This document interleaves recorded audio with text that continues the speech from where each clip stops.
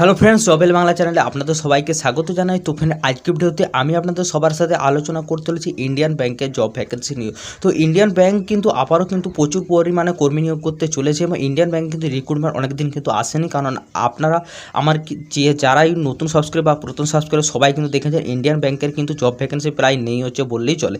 তো ইন্ডিয়ান ব্যাংকের যখনই জব ভ্যাকেন্সি নিয়ে আসে আমি কিন্তু সবার আগে আপনাদের কাছে আপডেট নিয়ে চলে আসবো, তাই চ্যানেলটি অবশ্যই কিন্তু সাবস্ক্রাইব করে হচ্ছে রাখবেন। তো দেখুন, এখন কিন্তু ইন্ডিয়ান ব্যাংকের নতুন করে প্রচুর পরিমাণ কিন্তু জব ভ্যাকেন্সি আপনাদের জন্য নিয়ে এসছে এবং কী পোস্টে নিয়োগ করছে, কত টাকা স্যালারি, সম্পূর্ণ কিন্তু আমি আপনাদের সাথে এই ভিডিওতে আলোচনা করে দেবো। তো ভিডিওটা যদি প্রথম থেকে শেষ পর্যন্ত দেখেন তবেই কিন্তু আপনারা পুরো জিনিসটা ক্লিয়ার হবেন এবং আবেদন প্রসেস কি একটু ডিফারেন্ট আছে।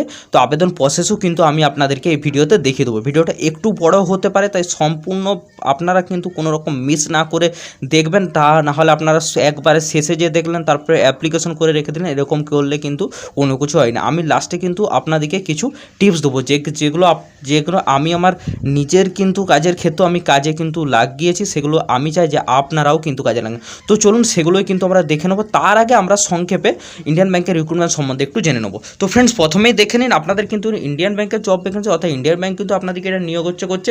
শুধু এখানে কিন্তু ইন্টারভিউ হবে, ঠিক আছে। এবার শুধু ইন্টারভিউ দেখে আপনাদের অনেকের মনে হতে পারে যে এখানে কোনো এক্সাম হচ্ছে না, তাহলে কি এইটা কোনো থার্ড পার্টি পেরোল দ্বারা নিয়োগ হচ্ছে বা এখানে কেউ হয়তো সেলসের কাজ দেওয়া হবে। তো সেরকম কিন্তু কোনো রকম কিছু নয়, এখানে কিন্তু কোনো রকম সেলসের কাজ দিচ্ছি না, এটা আপনাদের কিন্তু অফিসিয়াল কাজই হবে। তবে পোস্টগুলো জানার জন্য আপনাদের কিন্তু ভিডিওটা দেখতে হবে, নাহলে কিন্তু কোনো কিছু বুঝতে পারবেন না। বেতন আমি কিন্তু আপনাদের সঙ্গে আলোচনা করেছি, কারণ আপনারা অধিকাংশ ক্ষেত্রে আপনারা দেখি যে আপনারা থাম্বনেলে লেখা দেখেন যে কারো 50,000 60,000 এরকম দেখে আপনারা ক্লিক করে যান। তবে এরকম কিন্তু কোনো কিছু হয় না, আপনার কোয়ালিফিকেশান আমরা এক্সপিরিয়েন্স দেখে তবেই কিন্তু আপনার স্যালারি দেওয়া হয়। তবে আমি আজকে যে ভিডিওটা আপনাদের কাছে আলোচনা করছি এখানে কিন্তু কোনো রকম এক্সপিরিয়েন্স দেখা হয়নি, ঠিক আছে। আপনি ফ্রেশার হলেও আবেদন করতে পারেন। ব্যাংকিং সময় আপনার কাজ, অর্থাৎ ব্যাংকিং টাইম যেমন আপনার কাজ হয় সেরকমই কাজ করবেন। ব্যাংকিং টাইম ছুটি হয়ে গেলে বাড়ি চলে আসবেন, ঠিক আছে। এখানেও কিন্তু কোনো রকম টাকা পয়সা লাগছে না। তো যদি কেউ ফোন করে ব্যাংকিং যে কোনো রিলেটেড জব এসছে, ব্যাংকিং ছাড়া অন্যান্য ক্ষেত্রেও কোনো রকম টাকা দেবে না, কারণ টাকা দিয়ে কিন্তু জব হয় না, ঠিক আছে। তো চলুন আমরা বিস্তারিতভাবে আরও আমরা আলোচনা করে দিই, যাতে জিনিসটা আপনাদের কাছে ক্লিয়ার হয়। তো চলুন দেখে নেওয়া যাক। দেখুন ইন্ডিয়ান ব্যাংক জব রিক্রুটমেন্ট চলছে, ঠিক আছে। পোস্ট দেখুন অ্যাটেন্ডার অ্যান্ড হচ্ছে ওয়াচম্যান। তো এই দুটো পোস্টে কিন্তু আপনাদেরকে নিয়োগ করা আছে এবং এই দুটো পোস্টে হলেও এখানেও কিন্তু হিউজ পরিমাণ অলরেডি কিন্তু সবাই রিক্রুটমেন্ট অলরেডি কিন্তু অনেকজনে অ্যাপ্লিকেশন করে দিয়েছে। আমি চাই যে আপনারাও কিন্তু অ্যাপ্লিকেশন করুন, কারণ এখানে জব পাওয়া খুবই কিন্তু একটু ইজি হয়ে যাবে, কেন পোস্টগুলো সেরকম কোনো হাই স্কিল লাগছে না বা আপনার কোনো রকম হাই কোয়ালিফিকেশনও লাগছে না। তো কী যোগ্যতা সেটাও কিন্তু আমি আপনাদেরকে জানিয়ে দিচ্ছি। কোয়ালিফিকেশনের কথা যদি বলা, যেটা প্রথম আপনাদেরকে বললাম, কোয়ালিফিকেশনের মিনিমাম কিন্তু যদি আপনি 7 পাস করে থাকেন তাহলেই কিন্তু আপনি এই কাজের জন্য আবেদন করতে হবে। দুটো পোস্টের ক্ষেত্রে কিন্তু সেম, অনেকে কনফিউজ হয়ে যাবেন যে দুটো পোস্টের ক্ষেত্রে 7 পাস। হ্যাঁ, দুটো পোস্টের ক্ষেত্রেই কিন্তু যদি আপনার 7 পাস হয়ে থাকে তাহলে কিন্তু আবেদন করতে পারবেন, ঠিক আছে। এজ দেখুন 22 থেকে 40 বছরের মধ্যে যদি বয়স হয়ে থাকে তাহলে কিন্তু আবেদন করতে পারবেন। এবার অনেকের মনে হতে পারে যে দাদা হয়তো ভুল দেখেছে, এটা 18 থেকে 40 হবে না, এটা কিন্তু 22 থেকে 40 বছর যাদের বয়স তাদেরই কিন্তু নিয়োগ করা আছে। 18 বছর হলে কিন্তু আপনি কিন্তু ওখানে আবেদন করতে পারবেন না, ঠিক আছে। নেক্সট আমরা এবার দেখে নেবো আপনার স্যালারি। কিন্তু দেখুন প্রথমটার ক্ষেত্রে আপনার আছে 10,500, সেকেন্ডটার ক্ষেত্রে আছে 8,500। কেন পোস্টগুলো যেহেতু একটু লো পোস্টে, সেক্ষেত্রে কিন্তু স্যালারিও কিন্তু একটু কম রয়েছে, ঠিক আছে।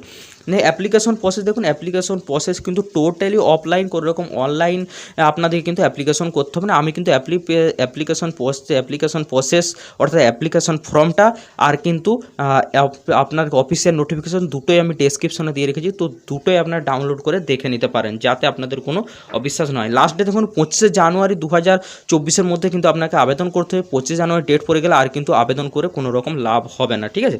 আর অ্যাপ্লিকেশন ফর্মটা আপনারা ফিল আপ করে এই ঠিকানায় সব ডকুমেন্টস একসাথে অ্যাটাস্টেড করে আপনাকে এই ঠিকানায় কিন্তু পাঠিয়ে দিতে হবে। দেখুন অ্যাড্রেসটা আমি তো আপনাদেরকে আবার তো বলেছি। অ্যাড্রেস দেখুন, the assistant general manager Indian bank zonal office, Deoghar 498A Srikanth road, Belabagan, Deoghar 814112। এই ঠিকানায় কিন্তু আপনাকে পাঠাতে হবে। এবার আমি আপনাদেরকে অ্যাপ্লিকেশন ফর্মটা তো অন স্ক্রিনে আমি আপনাদেরকে দেখিয়ে দিচ্ছি, যাতে আপনারা একবার দেখে নিতে পারেন। আর আমি ডেসক্রিপশনে লিঙ্ক দিয়ে রেখেছি, সেখান থেকে আপনারা টোটাল সব কিছু ফিল আপ করে অ্যাপ্লিকেশন দিয়ে সব একসাথে অ্যাটাস্টেড করে যেই আমি ঠিকানা দিয়েছি ওই ঠিকানা আপনারা বাই পোস্ট করে দিতে পারেন বা আপনারা গিয়েও দিয়ে আসতে পারেন। ওকে, তো চলুন অ্যাপ্লিকেশন ফর্মটা দেখে নেওয়া যাক।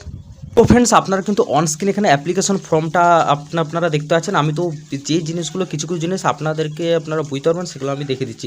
ধরুন এখানে দেখুন, আপনারা যদি অ্যাটেন্ডার পোস্টে আবেদন করতে চান সেক্ষেত্রে আপনারা এখানে কিন্তু টিপ করে, যদি ওয়াচম্যানে চান তাহলে নিচের এটাতে আপনারা ক্লিক করবেন। এখানে আপনারা একটা ছবি দিয়ে দেবেন, ঠিক আছে।